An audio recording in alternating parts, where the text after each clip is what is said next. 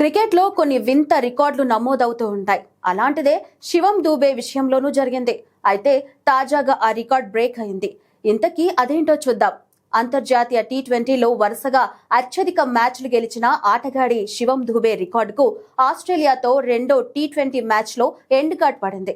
5 టీ20ల series లో భాగంగా Melbourne వేదికగా జరిగిన రెండో టీ20లో భారత్ 4 వికెట్ల తేడాతో ఓడిపోయింది. దీంతో శివం దూబే 37 మ్యాచ్ల తర్వాత అంతర్జాతీయ టీ20 క్రికెట్ లో తొలి ఓటమిని ఎదుర్కొన్నాడు. దీంతో ఇప్పటి వరకు ఉన్న ఈ రికార్డ్ బద్దలైంది. ఇక 2019లో ఢిల్లీ వేదికగా బంగ్లాదేశ్ తో జరిగిన తొలి టీ20లో శివం దూబే అంతర్జాతీయ క్రికెట్ లో అరంగేట్రం చేశాడు.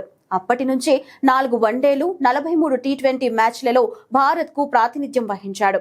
అయితే దూబే చివరిగా 2019 డిసెంబర్లో త్రివేంద్రం వేదికగా వెస్టిండీస్ తో జరిగిన మ్యాచ్ లో ఓటమిని ఎదుర్కొన్నాడు. అప్పటి నుంచి ఓటమి అనేది లేకుండా దూసుకెళ్తున్నాడు.